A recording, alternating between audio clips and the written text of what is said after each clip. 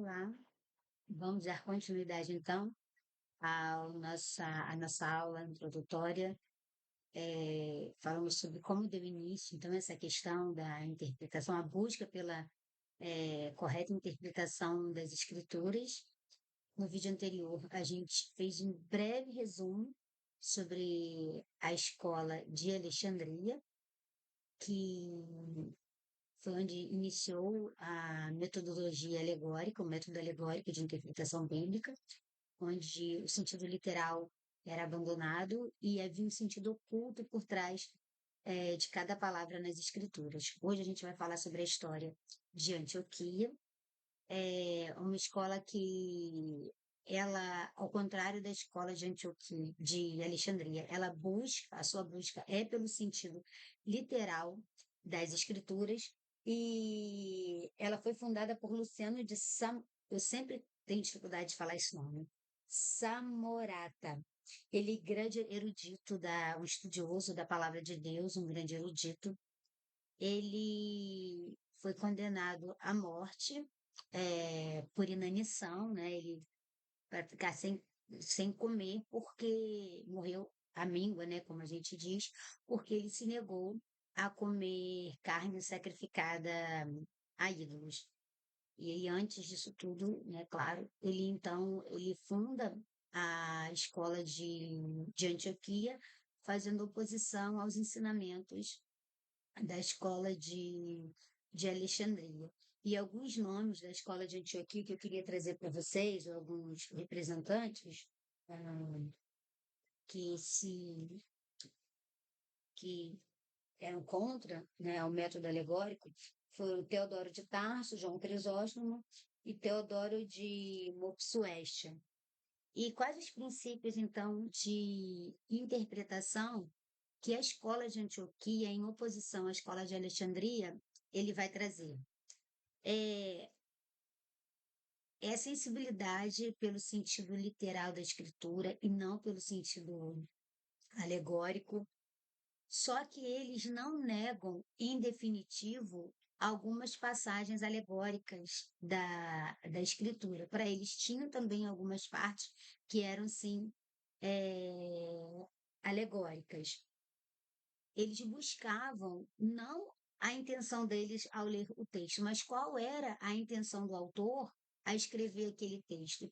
O que aquele autor ele queria dizer ao interpretar, ao ler, ao escrever aquele texto, diferente dos da escola de Alexandria, que não buscavam entender a intenção do autor, mas qual era a intenção daquele leitor, o que ele entendia livremente sobre o que aquele texto trazia. Eles eram arbitrariamente contrários à ideia de Cristo em qualquer passagem do Antigo Testamento, como o exemplo que eu dei de Gênesis, né, onde vai se entender que Rebeca indo ao poço buscar água, o poço é Cristo e Rebeca nos representa, né, como tendo que buscar Cristo. Então, o poço era Cristo. Então, eles são a escola de Antioquia, ela vai com veemência contra essa questão de Cristo aparecendo é, de acordo com o intérprete, com o entendimento do intérprete, que Cristo está em qualquer lugar nas escrituras, assim, sem critério algum. Eles também vão dizer que o método alegórico ela mina a autoridade das escrituras, uma vez que é o homem quem vai dar o sentido do texto, que a Bíblia não tem um único sentido, mas vários sentidos. Então, esse tipo de interpretação tira a autoridade da Bíblia, e eles são contra, então, esse método por isso, porque eles dizem que a Bíblia tem um único sentido, ao contrário do que os da escola de Alexandria eles ensinavam. E de acordo com essa escola, a de Antioquia, só se pode achar Cristo no Antigo Testamento onde Cristo realmente está.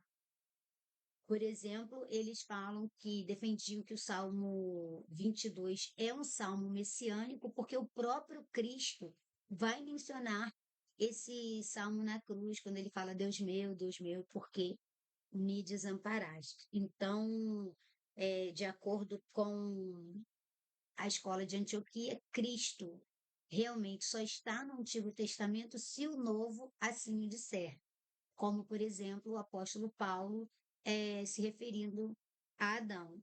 Quando por um homem entrou o pecado no mundo, por um homem entrou a salvação. Então, aqui, Adão representando Cristo. Então, para os da escola de Antioquia, Cristo no Antigo Testamento somente faz sentido se o Novo Testamento assim o disser, se o Novo Testamento confirmar. E interessante que muitos reformadores, mais à frente, né, no período da Reforma Protestante, eles vão recorrer a muitos princípios da escola de Antioquia para a interpretação das Escrituras. E mais tarde, esse sentido literal de ler as Escrituras, ele vai ganhar o nome como método gramatical histórico de interpretação. Isso 200 anos após a Reforma Protestante. E indo à etimologia da palavra gramático histórico, grama vem de letra, né, de conhecimento, de letralidade, da letralicidade do texto, ou seja, como aquele texto foi construído. Daí veio o grama, gramático. Histórico, porque o texto deve ser interpretado à luz da história, à luz das circunstâncias em que aquele texto foi construído, à luz de como os fatos realmente eh, aconteciam. Bom, tinha tudo para dar certo, né? Essa escola, esse pensamento da escola de Antioquia. Porém, ela vai entrar em fracasso, ela perde totalmente a sua credibilidade por conta de dois eruditos dessa escola. Olha que interessante isso. Nestório, que era um erudito que defendia o sentido literal das escrituras, ele vai dizer que Cristo, na verdade, ele Cristo são duas pessoas, né? É a pessoa humana e uma pessoa divina, o que contraria o que a igreja ela afirma que Cristo é uma única pessoa, porém com duas naturezas, uma divina e uma humana, e não diferentes pessoas. Então, Nestório ele traz essa ideia de que Cristo é duas pessoas, só que a igreja defende que Cristo é uma única pessoa com naturezas distintas, natureza divina, natureza humana, e porém essas naturezas não se misturam.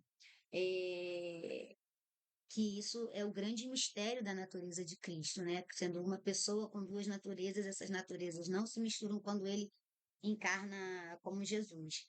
Então, isso foi, vamos dizer assim, um grande escândalo para a igreja de Cristo, né? Então, isso abala a credibilidade da escola de Antioquia. E um outro fato também é que, de outras ideias controversas, é que um outro erudito da escola de Antioquia, chamado Juliano, ele era pelagiano, ou seja, ele defendia que nós não temos uma natureza pecaminosa, né? Que o pecado se aprende, nós nascemos puro e nos tornamos pecadores à medida que vamos aprendendo, nos desenvolvendo, vamos aprendendo a pecar. Então esse Juliano, ele é contra essa ideia de que a nossa natureza é pecadora, é pecaminosa, e que nós já nascemos pecadores, ele vai defender que nós nascemos puros e que o pecado ele se aprende. O ser humano, na verdade, ele nasce ele nasce neutro. Então, por conta desses dois homens ou dessas duas ideias totalmente contrárias ao que a igreja ensinava, a escola de Antioquia, então, ela no, ela cai em descrédito e no início da Idade Média a escola de Alexandria volta então com os seus princípios, né, com o seu método alegórico com toda a força, ganha a, a, a credibilidade e é o que prevalece ao método alegórico de interpretação das escrituras até que aconteceu a reforma protestante, discordando a respeito dessa forma de como a Bíblia ela era ensinada.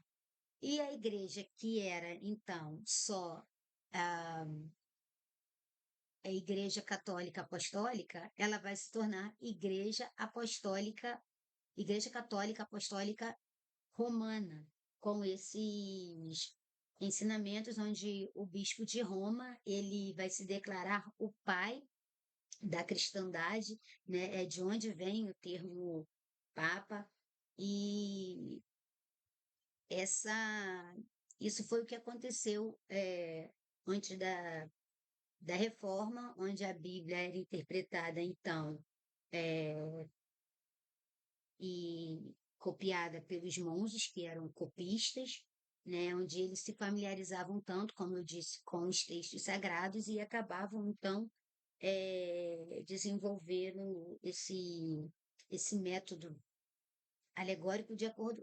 O homem não tinha regra nenhuma, era o que a pessoa que estava ali, ele estava lendo o texto, ele tinha uma ideia de que não, na verdade, isso não diz isso. Isso aqui quer dizer esta forma. Então, ele aplicava de livre, de livre vontade, sem regra alguma de interpretação, ele dava ao texto o sentido que ele queria. Então, a Bíblia tinha vários sentidos. A passagem bíblica tinha vários sentidos. Gente, é diferente. A Bíblia tem um único sentido, o texto tem um único sentido, porém ele pode ter várias aplicações para os nossos dias. É diferente de dizer que um texto tem vários sentidos. Não, o texto diz o que ele quer dizer. É, que a gente tem sempre que levar em conta todo o contexto e não um texto isolado. Essa questão de livre interpretação das escrituras, né, esse texto quer dizer isso. Isso começou lá com a escola de Alexandria, no seu método alegórico. E falando ainda desse método alegórico que prevaleceu pré-reforma protestante, vou falar de um outro erudito conhecido como Gregório o Grande, o primeiro papa da, da igreja, né? Também foi bispo de Roma. É, ele fez uma pregação, né, que na Igreja Católica Romana se chama de homilia. Ele vai fazer uma pregação a respeito uma série de sermões a respeito do livro de Jó. E ele dá a seguinte interpretação para o livro de Jó. A gente sabe que Jó teve 7 filhos. Ele diz que os 7 filhos de Jó representavam os 7 apóstolos, porque 7 é composto de 4 e 3, que multiplicado é igual a 12. Né? Então foram 4 filhos e 3 filhas, então 7, 4 e 7, né? Se multiplicando, 3 vezes 4, 12. Então, os 12 apóstolos. O número 3 representa a Trindade, o 4 representa a palavra, e sendo pregada nos 4 cantos da terra. As 3 filhas de Ló representam os 3 santos mencionados em Ezequiel 14, 14, que representam o sacerdócio, o celibato e o casamento, defendidos pela os sacramentos, né? Alguns dos sacramentos da Igreja Católica Apostólica Romana. Então, essa é uma das alegorias dada para o livro de Jó por Gregório o Grande. E o Salmo 8, ele é interpretado como se Deus estivesse dando ao Papa todo o domínio sobre todas as coisas. Leiam o Salmo 8, vocês vão leiam como se Deus, como se os defensores do método alegórico estivessem interpretando, onde Deus dá ao Papa o poder de dominar sobre todas as coisas na Terra. Por isso, o Papa passa a ser o representante de Deus na Terra, onde os homens se confessam a Ele, é Ele quem delibera sobre a questão do perdão, né? E aí é nesse período de interpretação alegórica que começa a surgir, então, um interesse pelo sentido simples de leitura das escrituras, né? E aí vai surgir os chamados, as escolas de teologia, as escolas de teologia nas catedrais, né? Onde os padres e monges, que também eram pessoas muito cultas, lembrem que eles estudavam muito, eles vão então, é, com todo o conhecimento que eles tinham de grego, hebraico, eles vão pela busca ao original do texto bíblico para poder preparar as pessoas para o ministério católico, né, de pregação da palavra. E a Bíblia era estudada de forma acadêmica, não era com toda essa alegoria, essa questão de 3 níveis de espiritualidade, não era nada disso. A Bíblia era estudada de forma acadêmica e vai se contrapor ao método alegórico que lê a Bíblia mais como uma forma devocional, totalmente espiritual, sendo abandonada a parte histórica da Bíblia. E a gente pode ir avançando mais, tem muitas coisas ainda a respeito da escola de Antioquia, e que depois, como a gente viu bem, esses padres, esses monges eruditos que não se contentam com esse sentido alegórico e começam por uma busca mais simplificada da leitura da palavra, uma leitura acadêmica, não somente devocional, ou para os super espirituais, eles entendem que outras pessoas podem entender sim e devem entender o que a Bíblia realmente quer dizer dentro dessa escola teológica, dentro das próprias catedrais.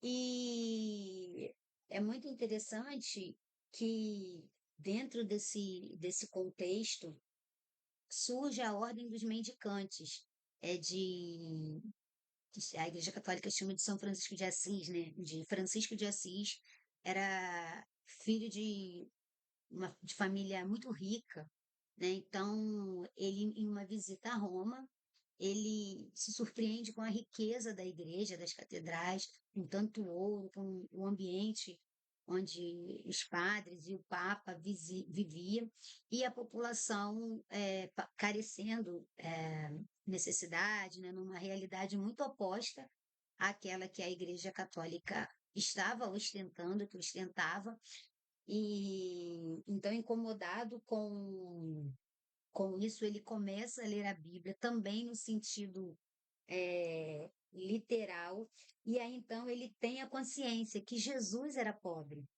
né? Ele lendo a Bíblia no sentido literal, ele tem a consciência que Jesus era pobre, Jesus era oriundo de uma família humilde economicamente, e que ele ensinou isso aos seus discípulos. Jesus não ensinava aos seus discípulos uma vida de, vamos usar a palavra do momento, né, de ostentação, de luxo. Muito pelo contrário, era uma vida de simplicidade que Jesus ensinava aos seus discípulos. Então, ele funda o que se chama a Ordem dos Franciscanos e ele passa a se dedicar à pobreza, ao celibato e à pregação da palavra aos, aos pobres. E um outro nome também que a gente deve considerar é John Wycliffe, ou Wycliffe. Embora católico, ele também vai discordar de muitas questões. E ele, Wycliffe,